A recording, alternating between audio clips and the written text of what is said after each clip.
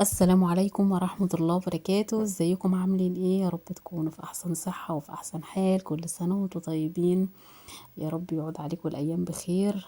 والنهاردة هنعمل القرص المبسوسة مع بعض. بصوا شكلها حلو ازاي، بجد خطيرة، وكمان مش هتاخد منك وقت خالص. يلا نبدأ بقى نبدأ بقى مع بعض ونشوف هنعملها ازاي. معايا هنا 125 جرام من المية الدافية، خلاص عليهم 25 جرام من السكر. حطينا كيس خميرة كامل اللي انتوا شفتوه قدامكم ده. وهبتدي ان انا ادوب كل المكونات. طبعا المية دافية عشان خاطر احنا دلوقتي الجو ساقع، فلازم المية تكون دافية. وهنبتدي ندوب كده، لازم ندوب السكر كويس مع الخميرة. خلاص.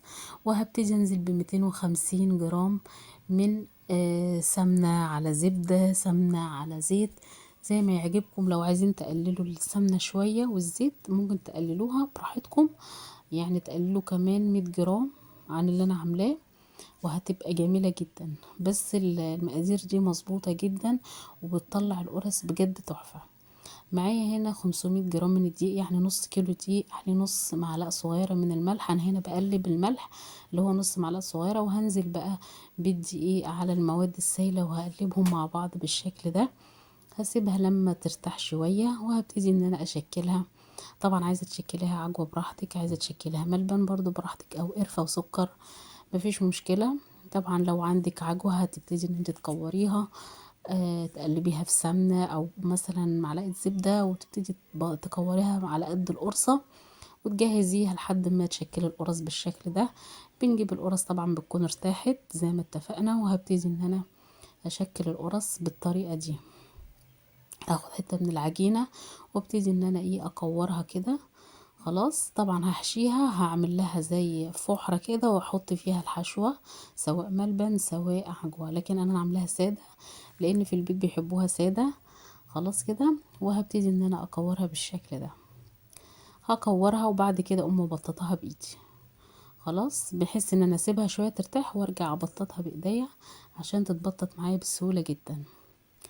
بصوا تشكيلها سهل اوي، وهي كمان القرص دي يعني سريعة ومبتاخدش وقت. يعني ممكن وانت بتعملي شاي، حبة كوباية شاي ولا حاجة، تبتدي ان انت تعجنيها ومش هتاخد معاكي وقت خالص. بجد قرص تحفة بجد، لو جربتوها يعني مش هتبطلوا تعملوها بالطريقة دي. عجنتها طبعا وشكلتها وسبتها تختمر. طبعا وبعد ما اختمرت ابتديت ان انا اعمل لها شكل كده بالشوكة، او ممكن نجيب السكينة ونديها كده شقين كده بالسكينة بعد ما تختمر، وادخلها على درجة حرارة متوسطة، يعني 180 درجة مئوية لحد ما تستوي خالص خالص. خلاص كده. طبعا انا مش هغطيها لان انا عايزاها ناشفة شوية، الى نوع يعني نوعا ما ناشفة شوية. وادي الشكل النهائي ليها. بجد قرص بالهنا والشفا. يا رب الفيديو يكون عجبكم. ما تنسوش بقى تشتركوا في القناة وتعملوا لي لايك، وتسيبوا لي تعليقاتكم الحلوة اللي دايما مفرحاني جدا جدا.